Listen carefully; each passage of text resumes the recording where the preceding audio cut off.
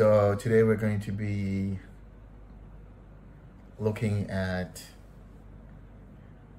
right collectedness or effective collectedness, and we're going to be reading Majjhima Nikaya 111, Anupada Sutta, one by one as they occurred.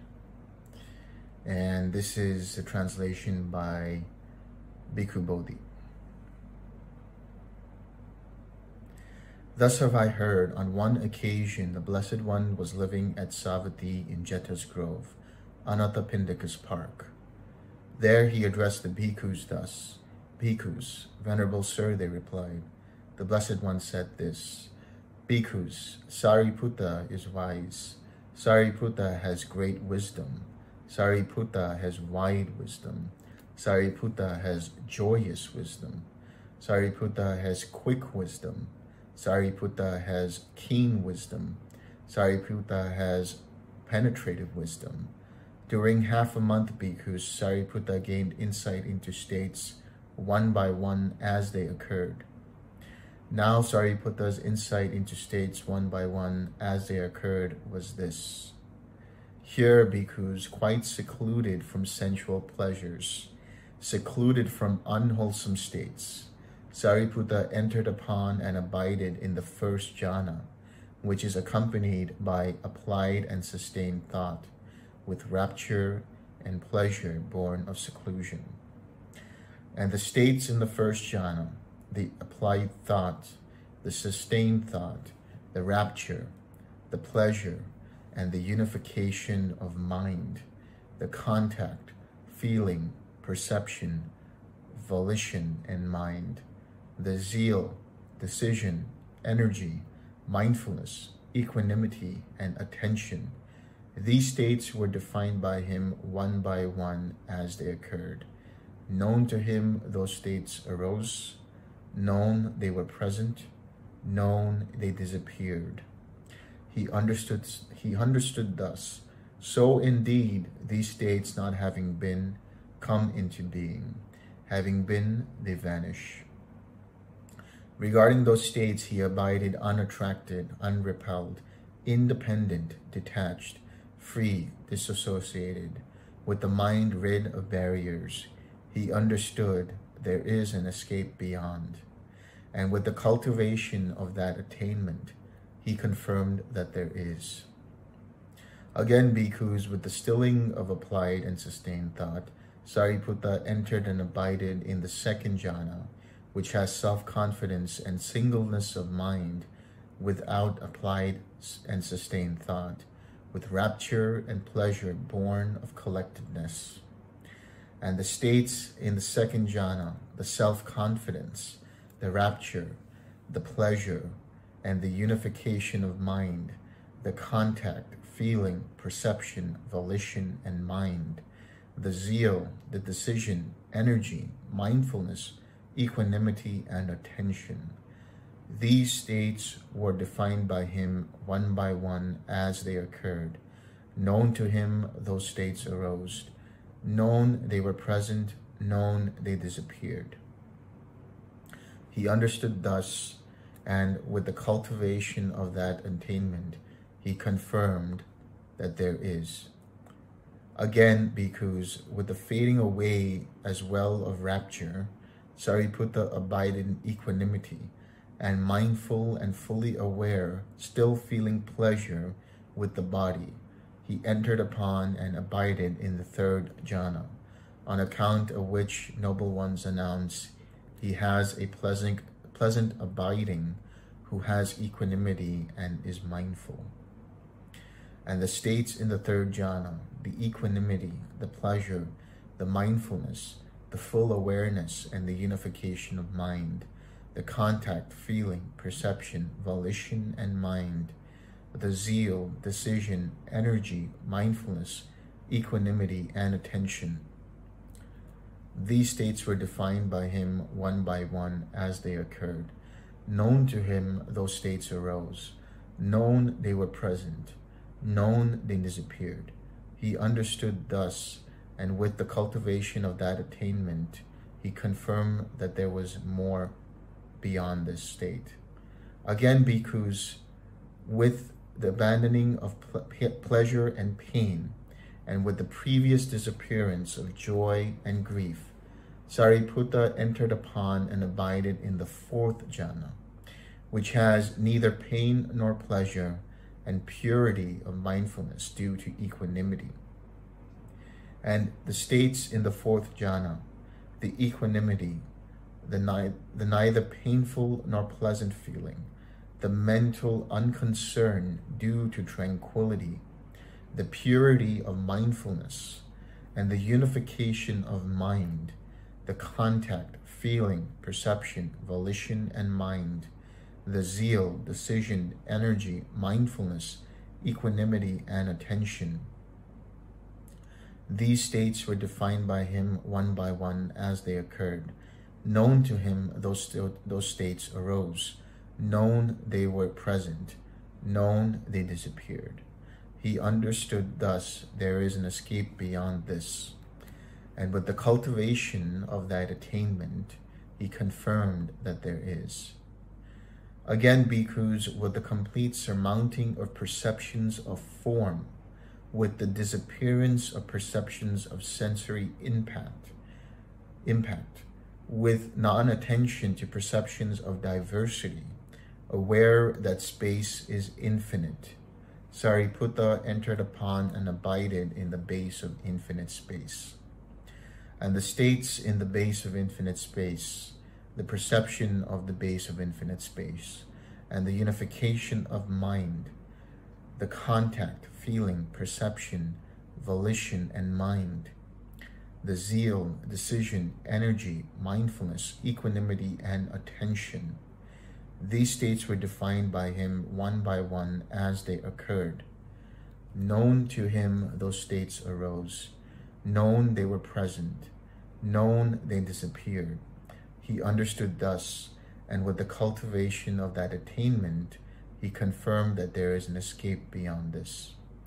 Again, bhikkhus, by completely surmounting the base of infinite space, aware that consciousness is infinite, Sariputta entered upon and abided in the base of infinite consciousness. And the states in the base of infinite consciousness, the perception of the base of infinite consciousness, and the unification of mind, the contact, feeling, perception, volition, and mind, the zeal, decision, energy, mindfulness, equanimity, and attention. These states were defined by him one by one as they occurred. Known to him, those states arose. Known, they were present. Known, they disappeared. He understood thus there is an escape beyond this. And with the cultivation of that attainment, he confirmed that there is. Again, bhikkhus, by completely surmounting the base of infinite consciousness, aware that there is nothing, Sariputta entered upon and abided in the base of nothingness. And the states in the base of nothingness, the perception of the base of nothingness, and the unification of mind, the contact, feeling, perception, volition, and mind, the zeal, decision, energy, mindfulness, equanimity, and attention. These states were defined by him one by one as they occurred. Known to him, those states arose. Known, they were present. Known, they disappeared. He understood thus there is an escape beyond this, and with the cultivation of that attainment, he confirmed that there is. Again, bhikkhus, by completely surmounting the base of nothingness, Sariputta entered upon and abided in the base of neither perception nor non-perception. He emerged mindful from that attainment. Having done so, he contemplated the states that had passed, ceased, and changed. Thus, so indeed these states, not having been, come into being. Having been, they vanish. Regarding those states, he abided unattracted, unrepelled, independent, detached, free, disassociated, with the mind rid of barriers. He understood there is an escape beyond. and with the cultivation of that attainment, he confirmed that there is. Again, bhikkhus, by completely surmounting the base of neither perception nor non-perception, Sariputta entered upon and abided in the cessation of perception and feeling, and his taints were destroyed by his seeing with wisdom. He emerged mindful from that attainment. Having done so, he recalled the states that had passed, ceased, and changed thus. So indeed, these states not having been come into being, having been, they vanish. Regarding those states, he abided unattracted, unrepelled, independent, detached, free, disassociated, with a mind rid of barriers.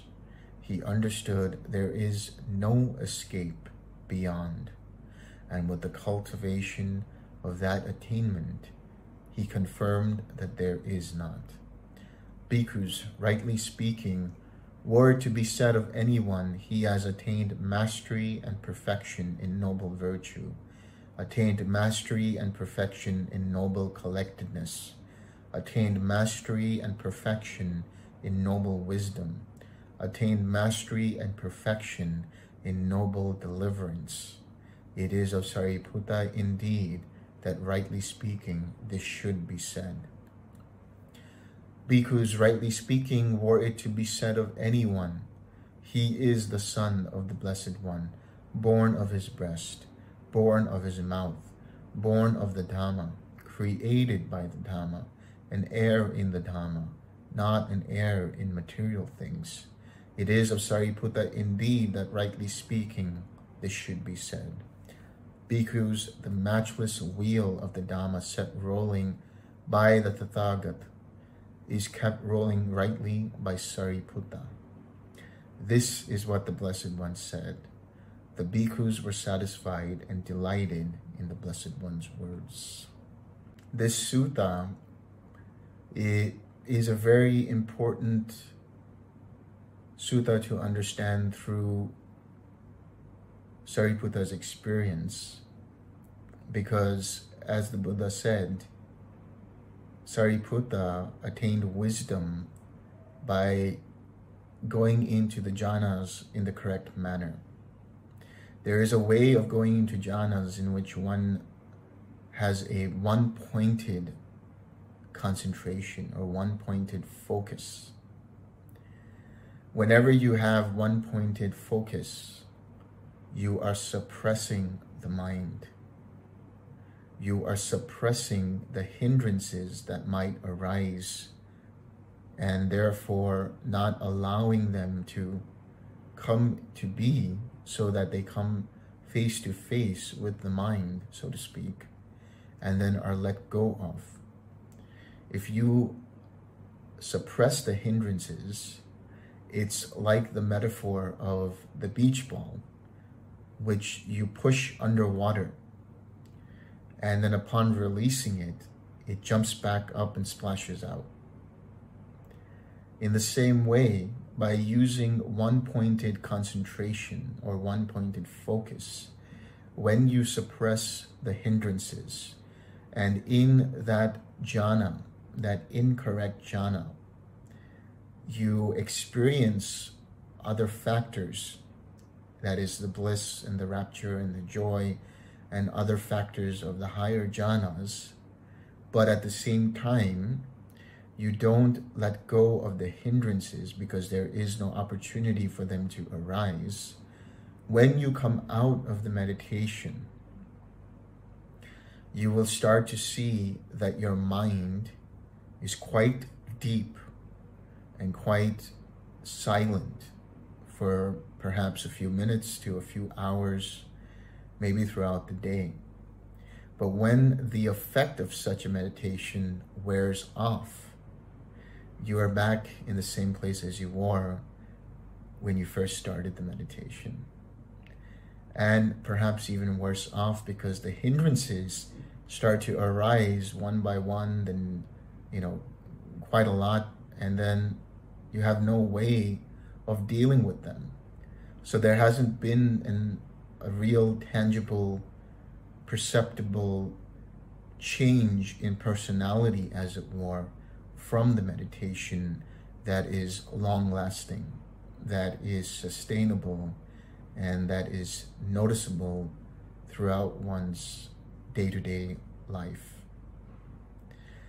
But in this right collectedness, in this effective collectedness, there are certain factors that are involved in the correct form of jhana, particularly mindfulness or effective observation. When you start to generate the wholesome quality of mind through one of the Brahma Viharas, you also allow a space for the mind in which you observe that Brahma Vihara, and you allow it to flow. When you give mind that space, you begin to see the different factors of the jhana and the different elements within each jhana. As Sariputta rightly pointed out, you will notice that in the rupa jhanas, in the form jhanas, in the first 4 jhanas, there is still perception of form. In other words, there is still the contact of the form with the outside world, so to speak. And you will notice that the sensory experiences are still present within the jhanas, within the correct form of jhanas. If you suppress the mind, you also suppress the sensory experiences. And if for a second, even for a second, if your mindfulness in that regard slips, or you stop paying attention and something distracts you from outside, it will cause further irritation. It will cause you to be further distracted. But if you keep your mind spacious and open, and if any sensory experience arises, you let go of it.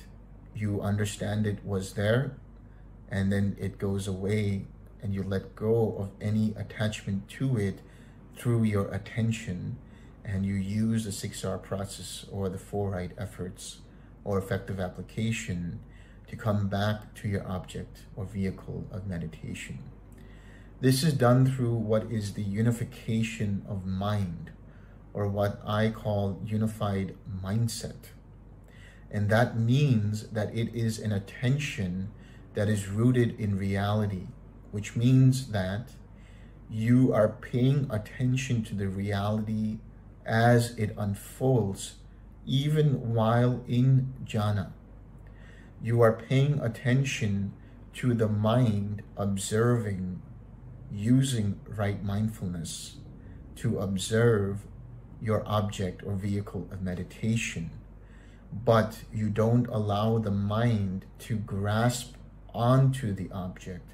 You don't allow mind to focus to such an extent that it grabs onto and does not let go of the object of meditation. When this happens, you are invariably creating craving by holding on to the object. And you are creating restlessness because the mind is trying too much.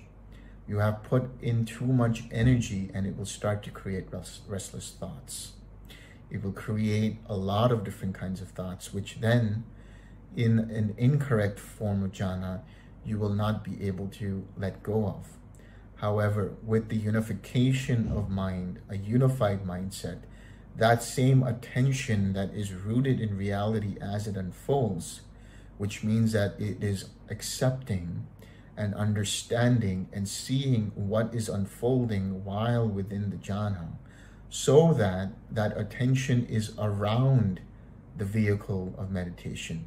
It is around the metta, or the loving kindness, or compassion, or whatever Brahmavihara you may be using as your vehicle of meditation.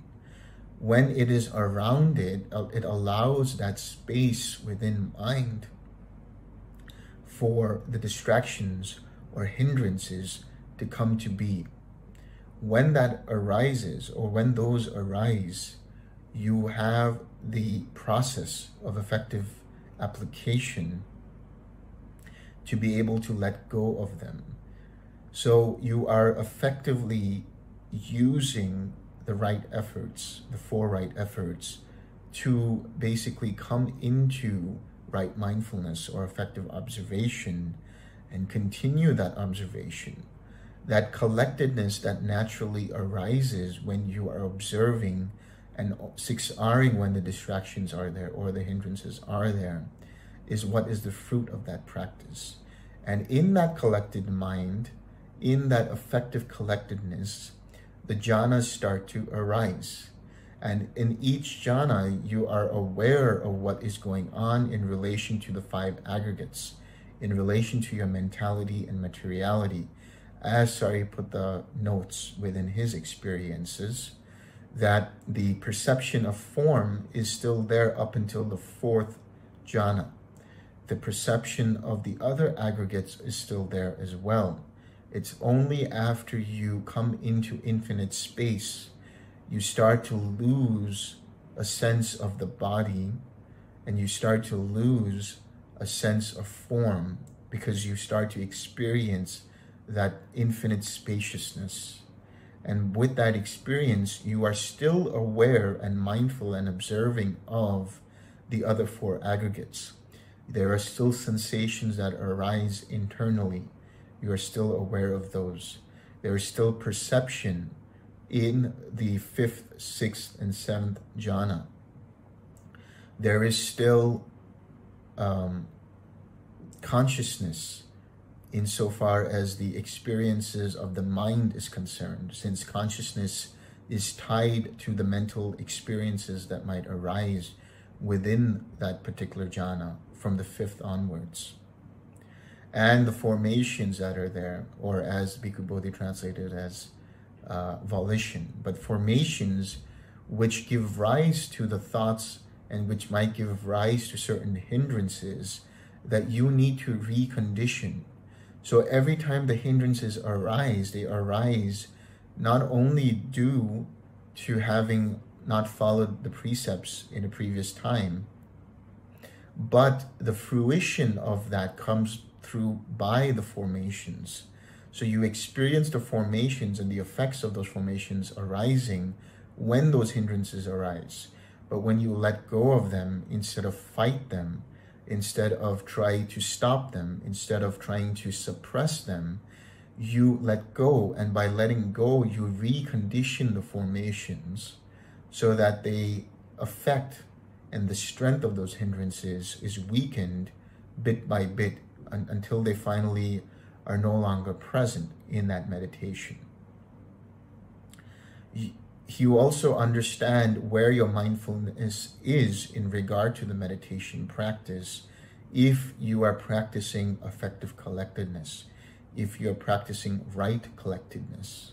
So you are aware of the different mental factors that are present, and that is using effective observation. That means you are aware of what kind of state the mind is in each of the jhanas. Now, when you get until the 7th jhana, there is a point where there is only the mindfulness of nothingness. There is still the experience of perception. There is still the experience of the formations. There is still the experience of the sensory experiences within the mental plane, which means that the nothingness is the nothingness of external sensory experiences. Now the mind has turned into itself. It's basically using its own self as an object. It's coming to that point within nothingness. And then at that point, there are no coarse thoughts, there are no coarse images, there are no coarse formations to deal with. Whatever might arise in the background, but by the time you are in the 7th jhana of nothingness, your mindfulness has become so sharp that it automatically lets go of those thoughts or of those distractions or those proto-distractions in the background, while the mind stays with equanimity.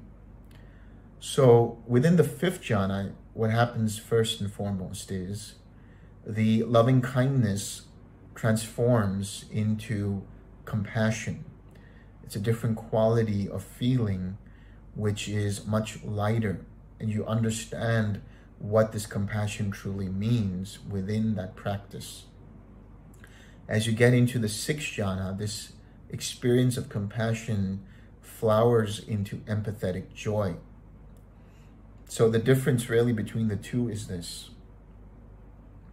In compassion, you start to experience and see the other person's suffering. You understand that the other person or the other being or beings are suffering, but you don't allow the mind to identify with their suffering. You are there as a support in words, actions, and thoughts that create a wholesome state of mind for the other beings, but you also understand that those beings require their own space and time, as it were, in order for them to learn from that experience so that they themselves can grow out of that suffering.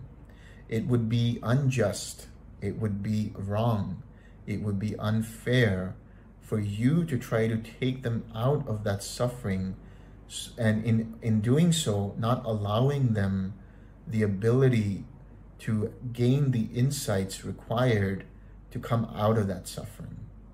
So instead of being a crutch, you are a support insofar as providing emotional and physical support in whatever way is required, but you don't try to take the person or being out of the suffering insofar as attaching a sense of self to it. You allow the person to come out of it, the being to come out of it.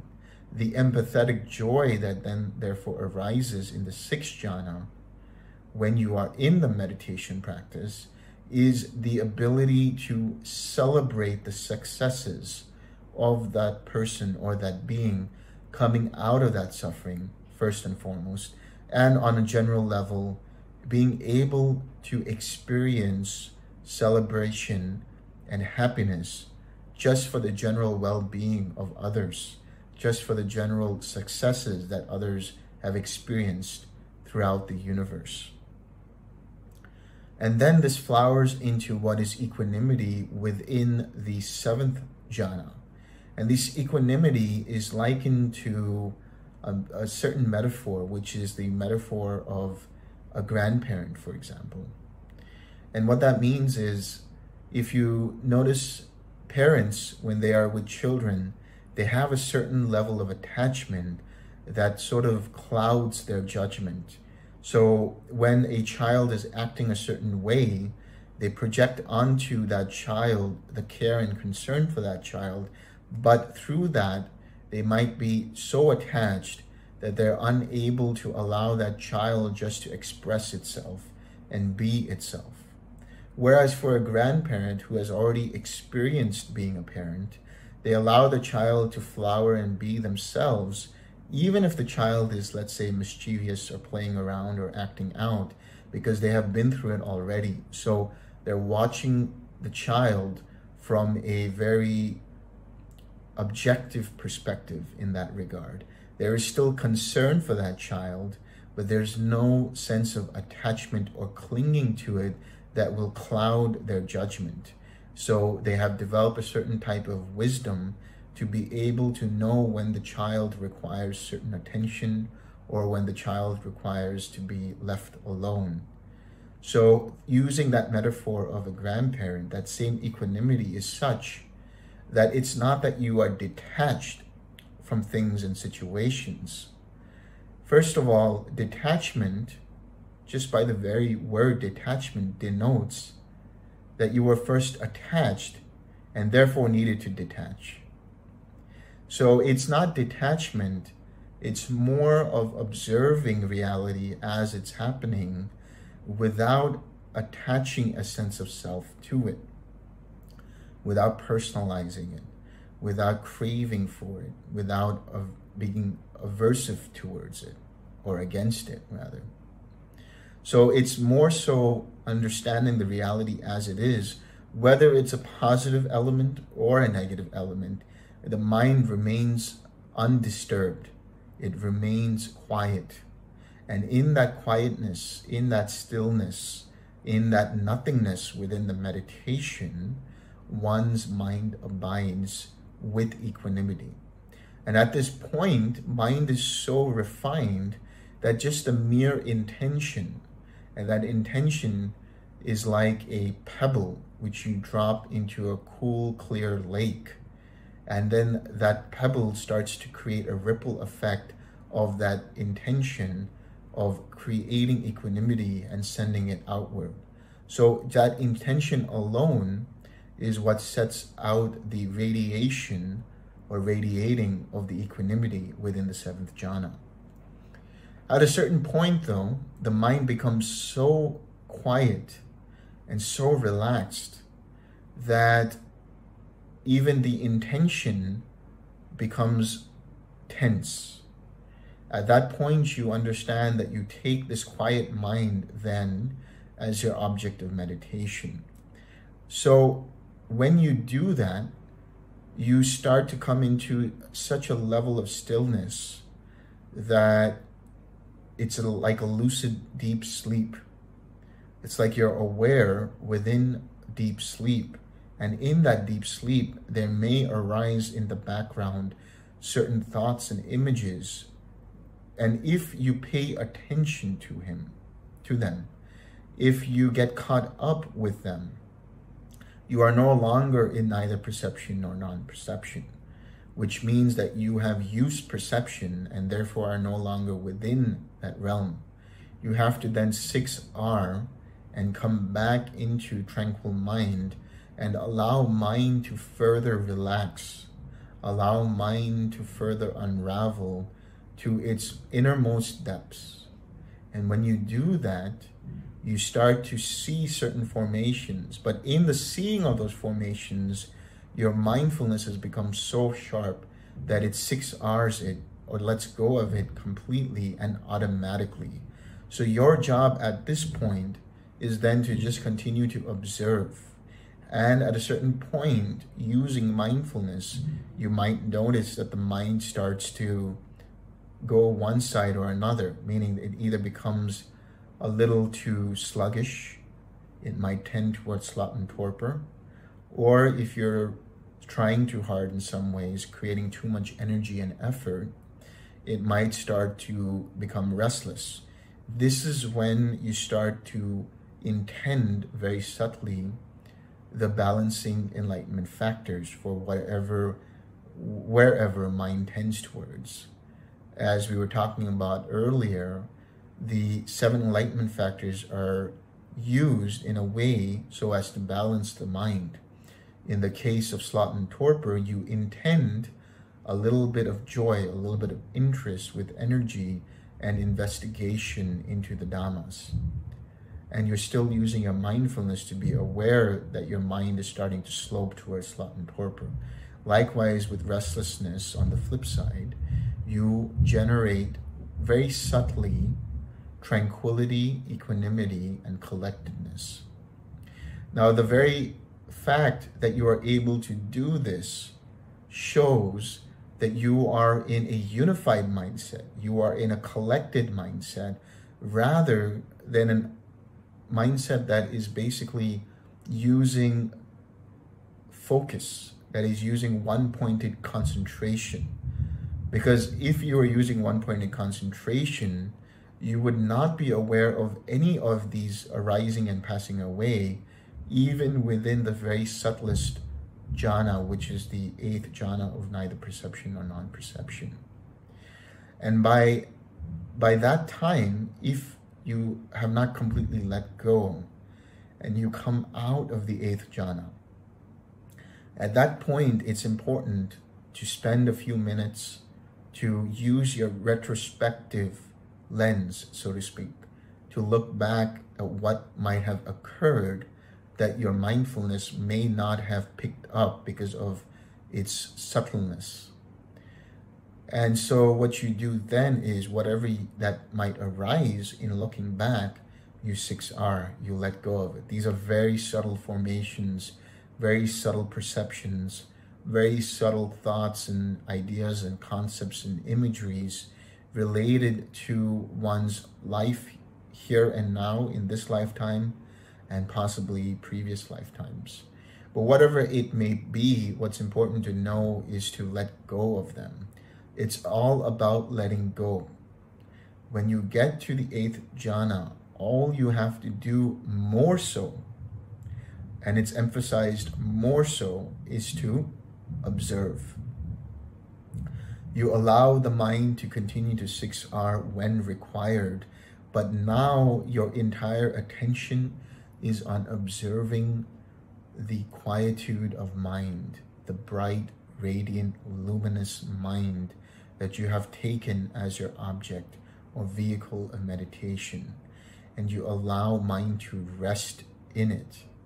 There will be a certain point where mind lets go of the subtlest of subtlest formations, the subtlest of subtlest perceptions of all concepts. And in that letting go, in that balancing of the enlightenment factors, so that you are in the balanced mindset within the quietude of that bright, radiant, luminous, silent mind, in that of having let go, you then enter into the cessation of perception and feeling. And in this perception, or in the cessation of perception and feeling, there is a blank. There's nothing. There's no perception. There is no feeling. There is no consciousness. All experience ceases. And you will only know that you are in it after you come out of it, in the sense that after mind emerges from the cessation of perception and feeling, the mind is so pristine, so inclined towards seclusion and nibbana, that it will experience certain things that are the signatures, if you will, of the nibbana experience. And when that happens, you will have let go of certain fetters, depending upon at what level of awakening you might already be at, until at the very last final fruition, you have completely uprooted all the taints and destroyed all fetters and attained arahatship. And this seeing with wisdom begins upon the emergence of cessation of perception and feeling. It's not important to see in the sense of the visual things that might occur after coming out. What's more important to see the state of one's mind after having come out. After having come out, one then observes how mind responds to situations, how mind perceives the reality as it is at this point in time, after emerging from cessation of perception and feeling. It's only then that you understand that the fetters have been destroyed, whatever level you're at. And then when you finally have that final fruition, the experience that you have is full wisdom of the Four Noble Truths and the understanding of the Four Noble Truths, to the point that you understand the links of dependent origination fully, and you have cut off any more ability for the mind and for the emergence of rebirth to occur, for rebecoming to occur. So the only way you know that something has changed in the personality is post-meditation.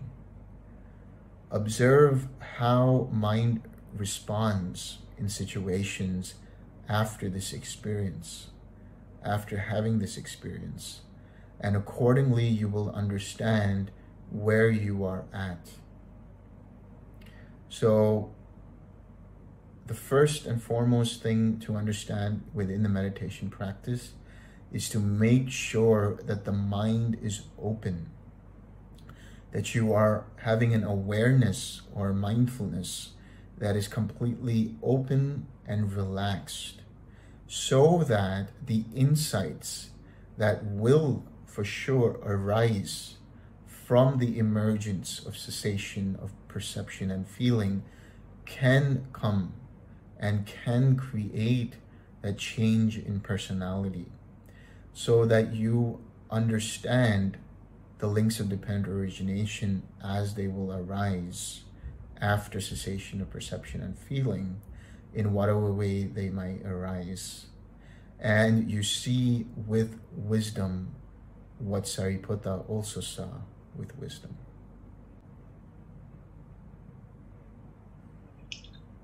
In the jhanas, one is applying the 6R process. Is there a relationship between doing the relaxed step and the transition to the next jhana, if you will? So, for example, one is in the first jhana, and there's a hindrance coming up, or mind is attaching itself to something. If one is able to let it go, is that a stepping stone, if you will, for mind moving into the second jhana? Yeah. If you spend some time with the relaxed step independently of the other steps, you will start to experience the spaciousness of that mind, that spacious reality of mind, where for those few moments there are no thoughts. So within the relaxed step, having effectively practiced the relaxed step in conjunction with the rest of the 6 R's, you actually have an experience of mundane nibbana. Because at that point in time, you let go of any factors, causes, and conditions for craving, and therefore any factors, causes, and conditions for suffering. And so you have actually experienced the third noble truth of cessation of suffering when you relax that craving. Having done so, you also relax and let go of certain factors of the jhana, which will then allow you to proceed to further jhanas. And more than that, I want to add that there is the ability to experience the supramundane nibbana, if you will, the full-blown nibbana within or after any of the jhanas. In other words, even within the first jhana or the second jhana, if there is this level of insight that can arise after having let go, one can experience wisdom. One can have the experience of full-blown nibbana. So in the letting go process, you are essentially letting go of all factors, of all causes and conditions, of craving, and thereby all factors within that particular jhana. And by doing so, there is the opportunity, there is the potential of not only moving up into a higher jhana with certain intention, but also the potential for having cessation of perception and feeling even after the first or second jhana, and more so the potential for full-blown nibbana to arise.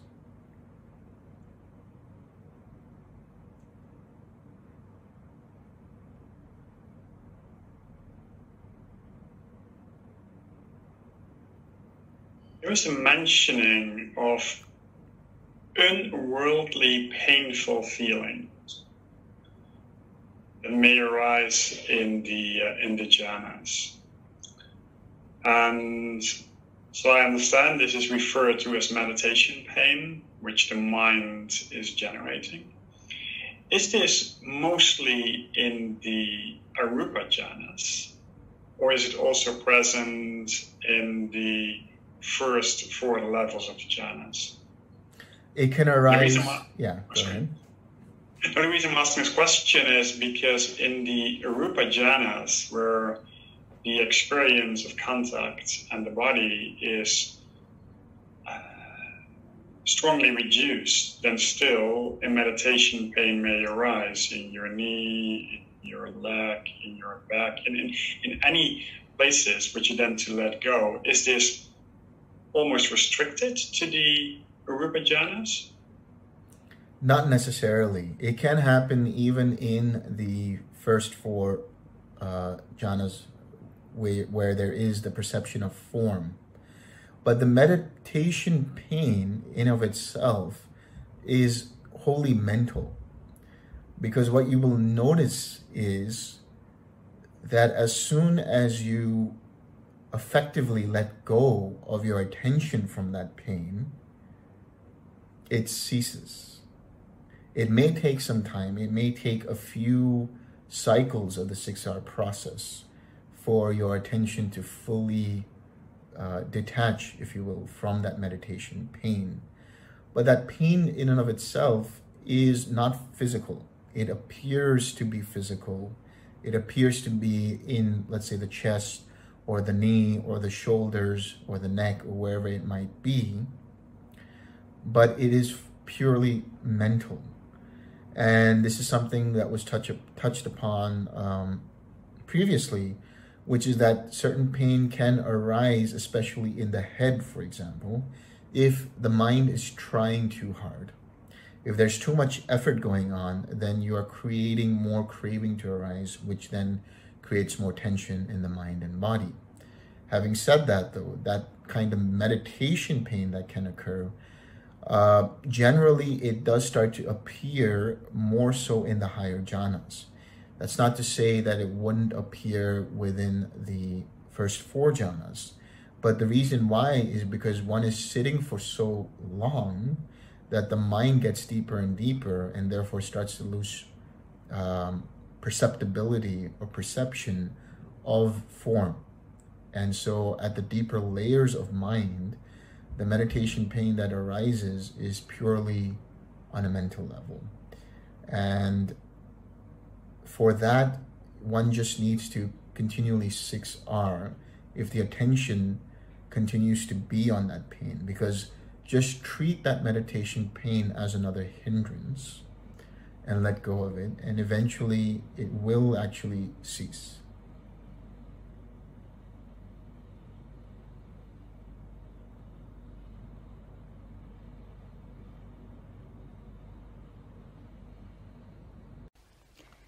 May the suffering ones be suffering free, and the fear-struck fearless be.